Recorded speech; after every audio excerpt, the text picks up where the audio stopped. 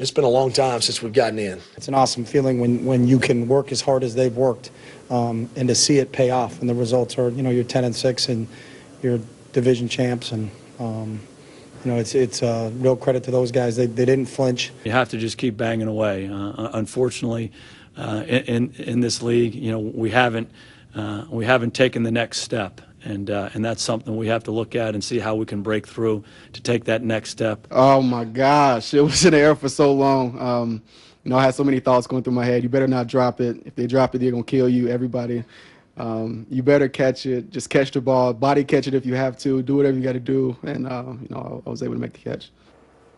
Love that heartfelt emotion. Let's dig deeper now with ESPN NFL analyst Damien Woody and Eric Allen. This is going to be fun, and it was fun for Aaron Rodgers, proving once again why he is a game changer, saving his best for last, leading the Packers over the Bears and into the playoffs. So, Damien, I'll start with you.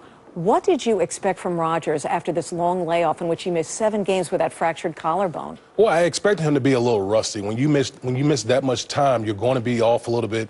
I know that Aaron Rodgers has been practicing and he's been in the same system, but listen, game speed is just a totally different tempo, so you knew he was going to be off a little bit. Second half, you saw vintage Aaron Rodgers. You saw him dropping dimes in the pocket. Yeah. You saw him scrambling and making plays outside the pocket. There's no quarterback in the National Football League that has a complete package like Aaron Rodgers, and that was on display in the second half of the football game. Yeah, I thought timing would be a little off early, and it was. Yeah. And evident of the interception in the red zone where the receiver and the quarterback were on different pages. So that was an opportunity for the Bears to rally around the football. Now, I thought the Bears defensively would have issues stopping Lacy and then be around the football for some tips and overthrows.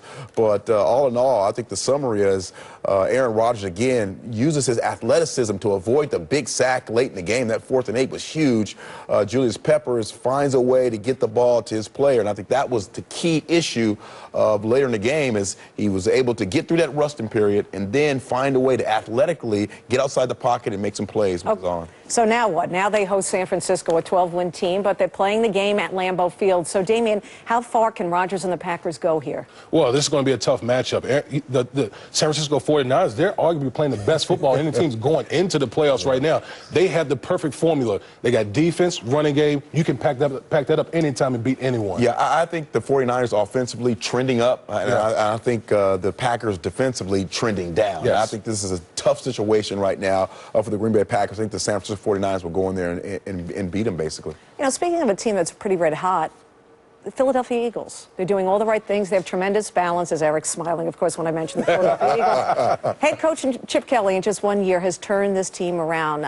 Eric, I'll start with you. What has been the key factors for the Eagles as they head into the postseason? Explosive plays. And that's when you talk about Chip Kelly and this offense right away, explosiveness on the outside part of the football field. Talk about Cooper, talk about Deshaun Jackson, and what about the reigning king running back, LaShawn McCoy, 160 yards a game this team is averaging. Coming into the season, we didn't know what to expect. And now, 442 yards as far as points is concerned, the offense coming to the most explosive offense in the NFC right now. I think it's going to be a well of a ball game for the Saints to be able to prepare for their offense. Yeah, Eagles are at home to the Saints. What do you like about the Eagles, Damien? Well, we all know that Chip Kelly is going to put his playmakers in the premium position, but I like what they've done on the defensive side of the ball. Defensive coordinator Billy Davis has done a tremendous job of putting the pieces together. They don't have the optimum personnel to run that 3-4 scheme, but what he's done to get these guys coached up and get these guys playing together on the defensive side of the football,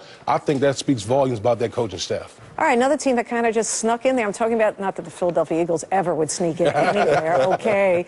The San Diego Chargers. I mean, everything seemed to fall right, unfortunately, for the Steeler fans who are hoping San Diego would lose to Kansas City, despite Kansas City resting all those players. But San Diego is in now. So, Damien, how far can this team go? Well, when you have a hot quarterback, that can always take you far. And Phillip Rivers, everybody gets caught up in Peyton Manning, and rightfully so, because he's had an outstanding year. But Phillip Rivers, in his own right, has been unbelievable this year. He's really having, a revival of sorts as far as his career is concerned. He's having a fantastic year. When you have that, a quarterback that's hot and has some weapons offensively, you can do damage. Now, I don't know defensively if they have the guys up front to get it done defensively. But when you have a hot quarterback, you can make hay in the playoffs. Yeah, to your point, I think this year has been a revival for a couple of players for the Chargers. Gates has had just an outstanding year. Talk about Keenan Allen, the receiver, maybe the rookie of the year offensively for this football team. Matthews has really showed up late as far as the running game is concerned. You combine all those factors, and, man, the Chargers are, like you said, they're a hot football team with a lot of explosiveness on the outside, tight ends working really well, and now they have Damian Woodhead and Matthews doing a really good job. You know what?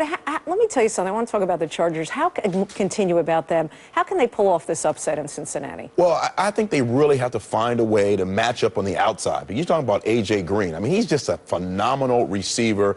Dalton has had his struggles, as we saw in the game on Sunday with the turnovers. But again, if they can find a way to limit the effectiveness of that outside just weapons of A.J. Green and his partner Marvin, they can really have a shot here, make some defensive plays, but stay on the football field. I think that's the key. Stay on the football field with your running game and Matthews. Make sure Gates is involved. Keep the ball away from that Cincinnati Bengals offense. And I think at the most important position, quarterback, the San Diego Chargers have the advantage with Phillip Rivers. We know that.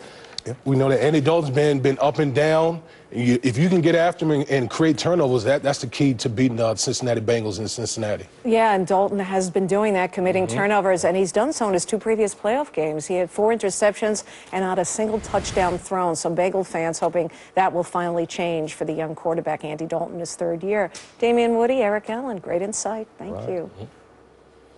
Wait till next year. That's the rallying cry of every team that fails to reach its goal. But what about the teams that continue to fail year after year? Changing the culture of a losing franchise. Today's centerpiece featuring our winning